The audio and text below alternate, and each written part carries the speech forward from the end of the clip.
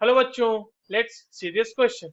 Water is oxidised to oxygen by options are ClO2, KMnO4, H2O2 and option D says fluorine. तो चलिए इस question को solve करते हैं बच्चों। और सबसे पहले तो हम ये देखते हैं कि इस क्वेश्चन को सॉल्व करने के लिए हमारे पास कौन से की कॉन्सेप्ट की जानकारी होनी चाहिए। देखिए, ये जो सवाल है ये बेसिकली हमारे पास रिएक्शन ऑफ वाटर का सवाल है ना।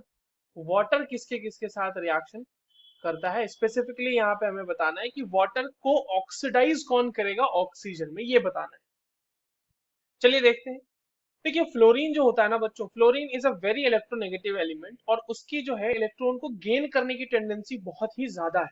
इसी वजह से वाटर के साथ भी इवन जब फ्लोरीन रिएक्ट करता है, यानी जैसे आप मान लो 2H2O, हमने वाटर दे दिया, उसका रिएक्शन हम 2F2 के साथ करा रहे हैं। मैं बैलेंस्ड इक्वेशन लिख रहा हूँ यहाँ पे। तो ये आपका बना देगा 4HF+O2 गैस। ठीक है। अब आप यहाँ पे देखिए कि ऑक्सीजन जो वाटर में -2 ऑक्सीडेशन स्टेट में था बच्चों, वो क्योंकि एलिमेंटल स्टेट में ऑक्सीजन चला गया है तो ये इसका ऑक्सीडेशन स्टेट यहाँ पे 0 हो जाएगा। तो -2 से यहाँ पे 0 चला गया, यानी कि oxidation number increase, oxidation state increase कर गया है। यानी इसका क्या हो गया बच्चों, इसका हो गया ऑक्सीडेशन। ठीक है। और अगर आप F2 को देखें तो F2 अपने एलिमेंटल स्टेट में था यहाँ पे, तो यहाँ पे इसके ऑक्सीडेशन स्टेट हो जाएगी 0।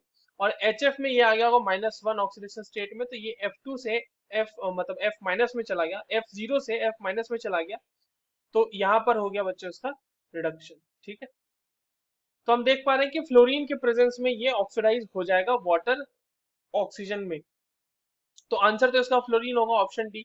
बाकी को भी चेक कर लेते हैं। अगर ClO2 के बारे में कहा जाए तो देखिए बच्चों, ClO2 का अगर हम रिएक्शन करा दें वाटर के साथ तो ClO2 प्लस H2O, इक्वेशन में बैलेंस करते हुए चलता हूँ साथ ही साथ। यहाँ पे हो जाएगा 6ClO2 प्लस 3H2O, ये फॉर्म करता है 5HClO3 प्लस HCl। तो हम देख पा रहे हैं कि यहाँ पे O2 का जनरेशन नहीं हो रहा। और अगर हम बात करें KMnO4 की, तो देखो ClO2 तो नहीं हुआ, KMnO4 में मतलब KMnO4 को जब हम वाटर में मिलाते हैं तो बेसिकली एक्वस सोल्यूशन बन जाता है KMnO4 का, कोई ऑक्सीडाइजिंग रिएक्शन वहां पे होती नहीं है। तो ये भी नहीं होगा आंसर हमारा। सी की अगर हम बात करें H2O2, तो बच्चों H2O2 जो है वो वाटर के साथ एसिड बेस रिएक्शन देता है। उसको भी हम लोग लिख ही लेते हैं। चलिए, ये हो गया आपका एक ClO2 वाला और यहाँ पे H2O2 वाला लिख लेते हैं।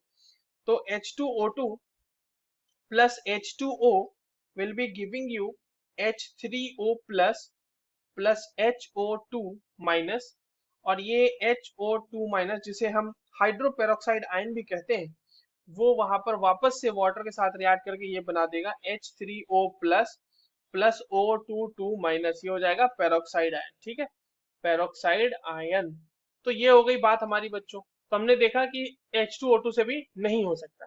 So the correct answer for this question is option D. I hope you understood this well. All the very best.